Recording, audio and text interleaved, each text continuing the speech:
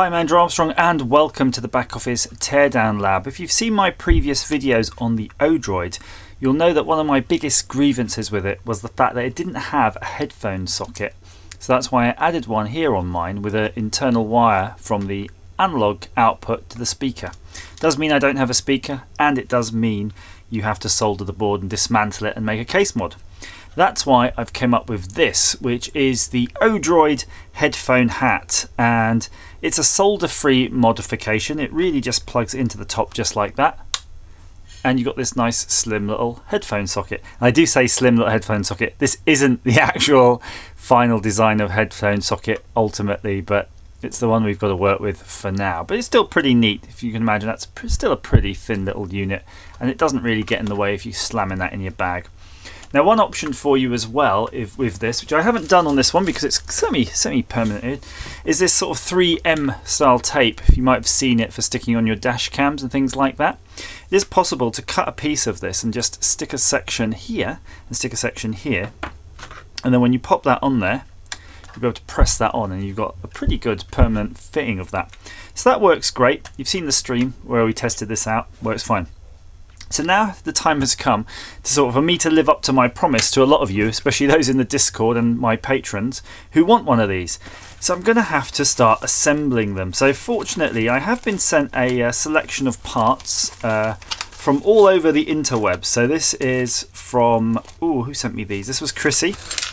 He sent me these, and I do have the boards I got from the Far East. So I've got a number of parts here, probably not enough to make everything right now, but certainly enough to sort of put on most of the resistors, capacitors, things like that. And I think I've got a couple of DACs. So I'm going to go through the process of assembling up some of these. Now you may have seen this live in the stream, so this will be a lot slicker than that. So what I'm going to do is just show you my general process. If you were going to sort of produce things like this yourself, you need two things. One, you need a layout of the components. So you can see here, this is a black and white picture of the board, and it's a layout of all of the resistors and capacitors. So this board just has three types of components: resistors, capacitors, and the IC. And then you've got, of course, the pin header and the headphone sockets, which we had to rework because we don't have the exact one, so we're using a different one. But that's fine. It's a to be honest, pretty tough fixture anyway. And then you'll need the bill of materials, and that's a list of those same parts there. So you see C9 there, and you can look through and you go, C9 is supposed to be a 2.2 nanofarad capacitor, and then you'll have a look through your list of parts, and then you'll see, oh well, that's a 2.2 microfarad, so it's almost there. And then eventually you'll find the right one, and then you put that part on. So that's what we're going to be doing. So what I will probably start with though is I'm going to probably start with just making getting some of the most common components out and just sort of getting them out. So I'll just give you an example. We know we're going to make a bunch of boards, so we could lay out a lot of these boards here on the deck, because it's often quicker to get enough components to do all of your boards in one go. So when you're doing, say, R7 here, do all the R7s. And actually R6 and R7, we know, if we look here, are the same value. They're 470Rs. So what we do is look through the pile for our 470Rs. There we go. So we do have quite a few 470Rs. So what we need is 2, 4, 6, 8, 10, 12, 14. So we need 14 of those. So we're just going to count those out. So bear with me. I might be covering some of this. So I'm looking to drop these down there basically. 14. So 1, 2, 3, 4, 5, 6, 7, 8. Come on, 8. So we've got 8. Now we're getting a bit of sticky tape, so it doesn't like that.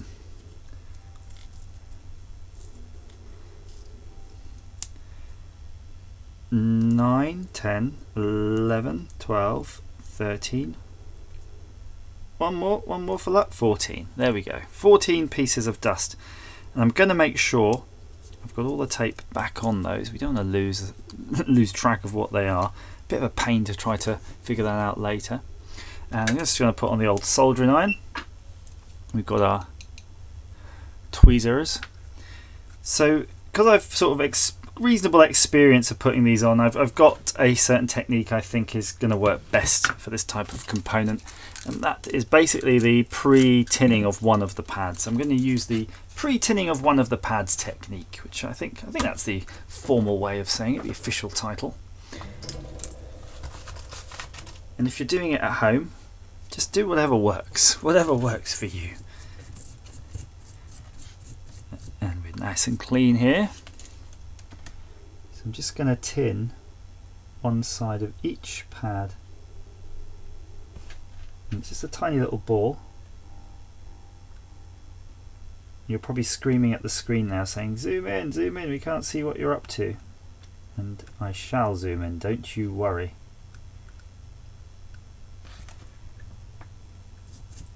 So we've got that out of the way. And just remember, I've got this little pile of dust over here, but you won't be seeing that. I'll be grabbing from there. So here goes. Here it goes. No. So we can go for the first one. So I'm just basically picking, placing, and heating. That's my process right now.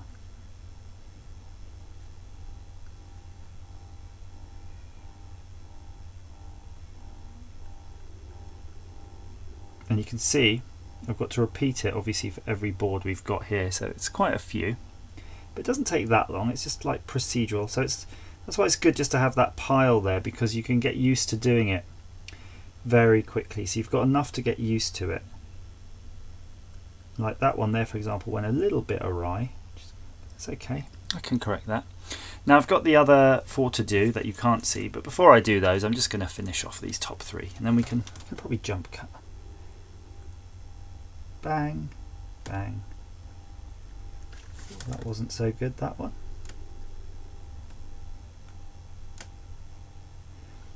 And what I'm going to do is at the end of all of this process, I'm going to hit this with the hot air and just level everything out. But you can see there you go, there's 6 of them. I'm going to stop the camera and we'll come back to the next component.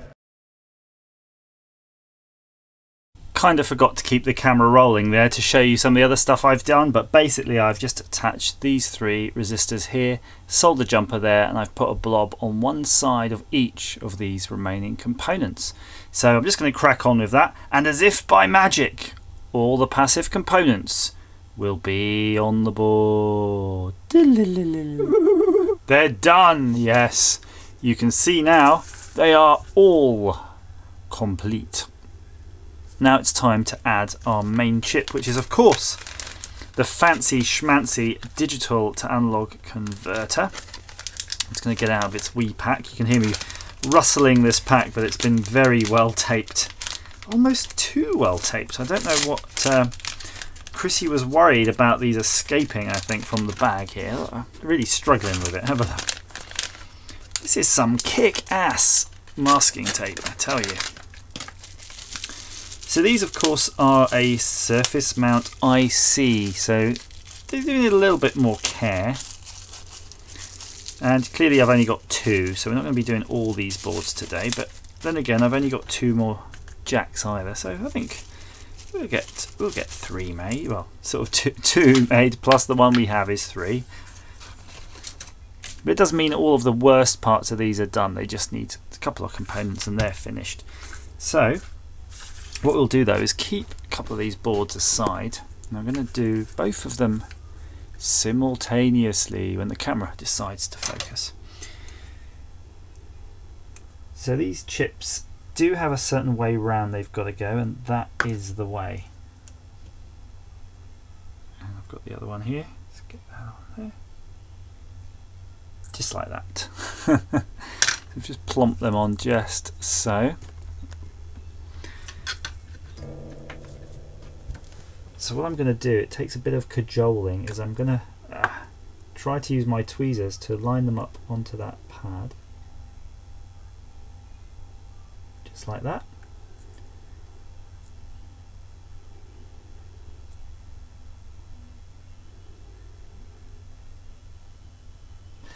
And the reason I'm so quiet is I've discovered I am actually holding my breath while I'm doing that. Just trying to keep it steady.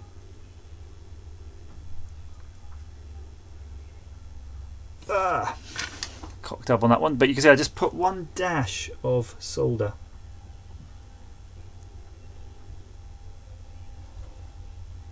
on the one pin. There we go. Right, I don't know if you can see that. It's not quite as zoomed in as I'd like, but basically it's pretty much, they're sort of soldered down with a single pin at one corner. So what I'm going to use is, you can see they're not sitting right. So now it's got that one reference pin, I'm going to heat that pin and push it slightly with the iron. And between the iron and my finger, I'm going to move that chip around till it's just right. So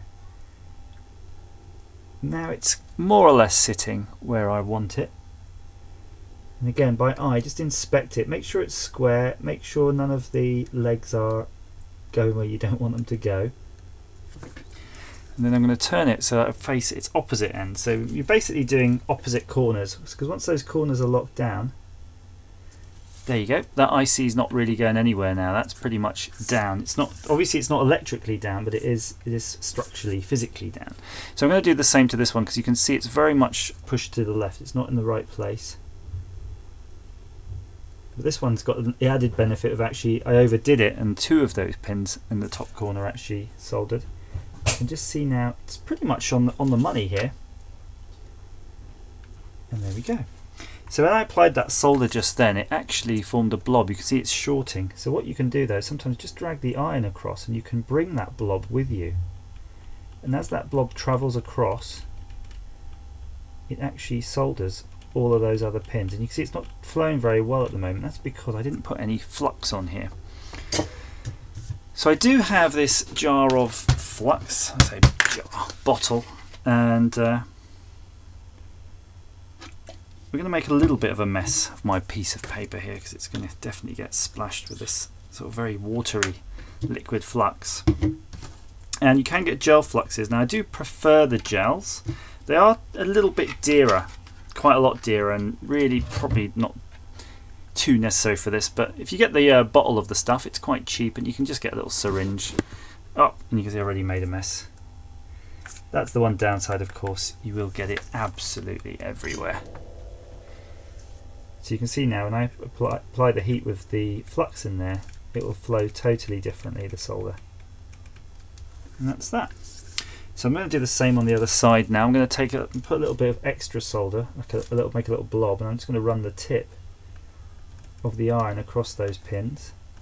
You can see that blob's travelling with me, and there I've got an extra large blob on the end, and that's not something you actually want, because that's shorting.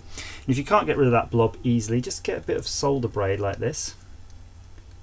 Just apply it between the soldering iron and the actual device, and you can just clean that off. Although at the moment a touch of difficulty because this solder braid's no good. Be back in a second. Did that better now? Yeah, what I did is I cut the solder braid and I actually put some flux on it. You can get two kinds of solder braid either way. By the way, you can get the fluxed kind and you can get the regular. If you've got the option, always get the flux kind. And sometimes, if you just want to actually clean things up, put some flux on the solder braid or get the flux kind, and then just hold that there across the edge of the chip. Just gently wick it outwards, and then you'll get a nice clean effect. So I'm going to hold that up so you can see what they look like when they're more or less right. Right there, it's pretty darn good. So we'll just do the other one, seeing as we're already sort of halfway through it. A bit more flux on that one.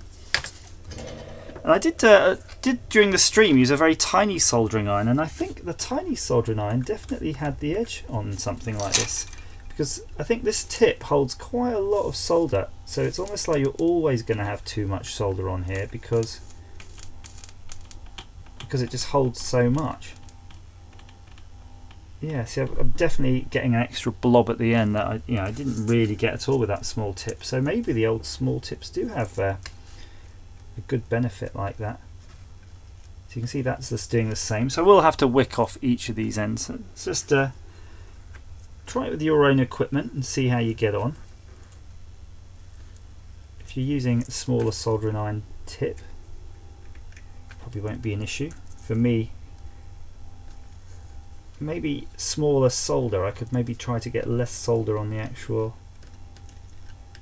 Yeah, come on, come on, come on. Yeah, that's good. There's supposed to be a solder jumper right here. I'm just going to touch that up because I just hit it, knocked it off. Ah. Using a solder jumper where a 0R resistor ought to go. Right, so once you've done that, before you go any further, it's always worth giving your boards a little clean. And I've got some flux cleaner. I don't have any tissues to hand, but I'll just show you. Just because we used flux,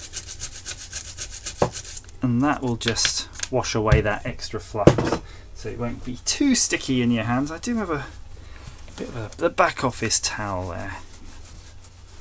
Give them a quick rub. So now comes the fun part, because we have to try to fit a headphone connection that was never designed for this design, this board. So we designed this board for a different type of headphone socket, which turns out it's the wrong one because it's the wrong size anyway. But I have seen some interesting ways of doing this. So that was my first approach during the stream, but I have seen Chrissy, he came up with a even better design. So I'm just trying to see, how did he manage that? Okay, it took a bit of manipulating, but I'm pretty sure this is kind of how he did it. Instead of using this hole, he's moved that one up one place and that there. More or less, it's more or less the same. Electrically, it's pretty much the same, so I'm just going to try it. So we've got one solder there. Now this one can't be soldered straight down, so I might have to bend that over, and then this one has to connect to there. So not sure it's quite long enough, but we'll work that out.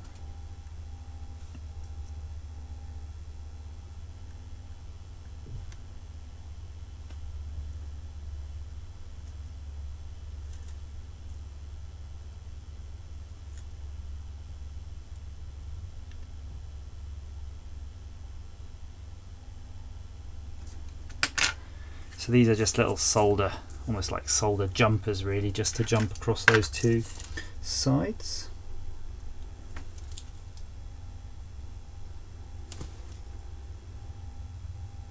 I'm just heating both sides because I want them to sit flat in the end.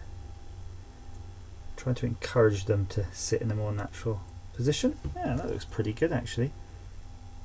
Should I coat them in solder? Why not?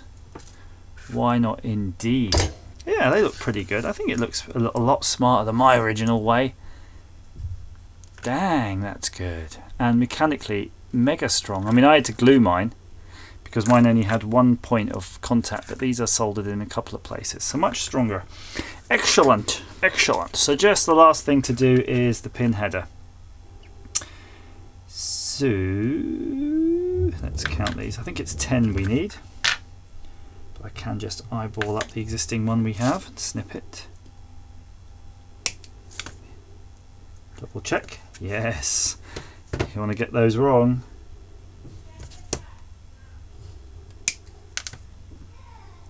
And there's the other one there, right there.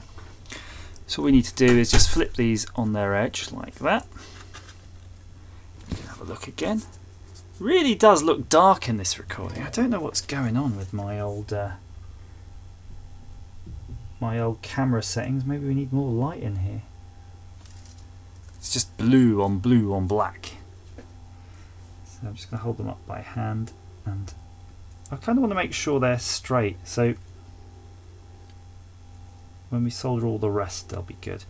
So you can see in this they've got this blue piece here which is a kind of a standoff, and on the final one, depending on how close you want it to sit, I've removed that.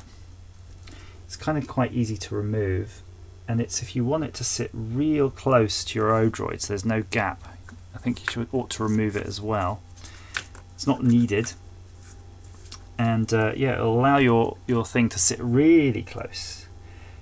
If you have it that close as well, it's very easy to apply the tape I mentioned at the beginning of the video, if you want that sort of semi-permanent finish.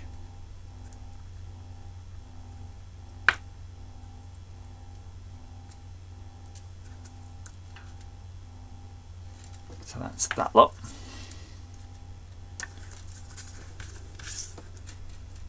So you can see, it does take time.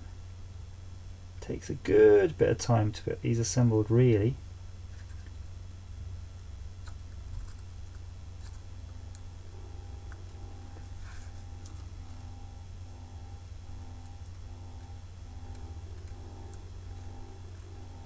Not too much equipment and a little bit of skill. So technically we could just plug these in and test them, but before we do that I'll need something to test them with that you can hear at home. Right, found my pot and noodle speaker, just a thing to test them. It's not going to give you the stereo effect at home, but you'll know certainly whether or not it's working. So I'm going to plug in our adapter when the unit's off, ideally. Plug in the headphone socket. Get in there like that. Seemed a bit stiff actually. I think that's first time insertion blues. Turn that on. See where I left off. Legend of Zelda, that will do. There we go.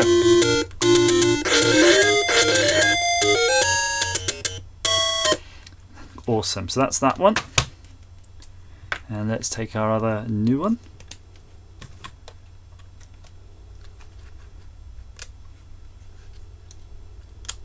Oops.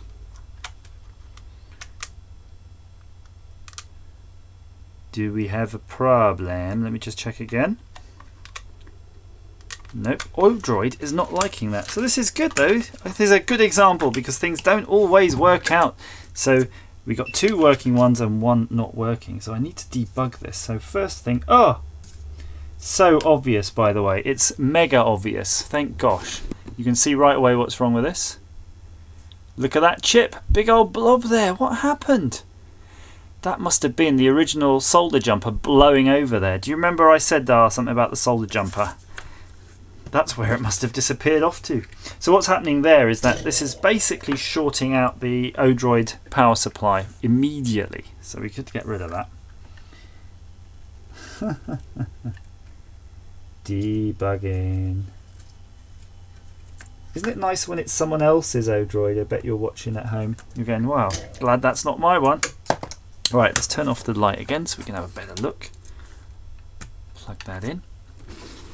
Now, something that someone showed me, and I'm not sure whether or not it will work, knowing especially this is our dodgy board. So there's Legend of Zelda. Ready? Oh, speaker's not on. Look at that. I bet you'd have never expected that. The digital stream actually just... So that's good. Let's try some other sounds, shall we? I'm going to zoom out again just to prove to you it's not a pre-recording. I don't know. Mega Man had some good music. Although, look at all these... Let's try Mega Man 3. I don't remember the music in Mega Man 3, but I'm sure it had something.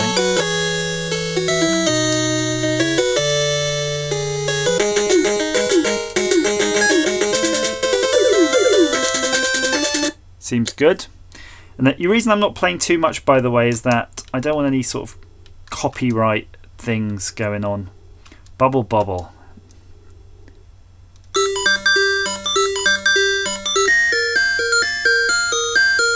So if you push the volume, you get the 5 levels of volume as well. Woohoo! Nice. Let's do it. So for me, I'm probably going to now, when I eventually get some more parts so I can make all these other boards, have a look at my website, backoffisshow.com, for updates, or actually join the Discord for even more live updates on when these are going to be going on sale. I'm going to probably put them on my Back Office Show store. So if you look at the store on backoffisshow.com, I'll put them on there, and if enough people want them and I have to make a big old load, we'll work out how to get them to you in, you know, Amazons and all this sort of thing. But I think in the short term, these will do the trick. So I'd like to thank my patrons, by the way, for helping me out with these, helping me out both technically and by sponsoring the channel. It's of course patron funds that allow for projects like this, and if you'd like to see any projects like this in the future, or more projects like this, be it Odroid or whatever, please consider becoming a patron of the channel, and definitely consider joining my Discord to help steer me on my next project. As ever, thanks for watching.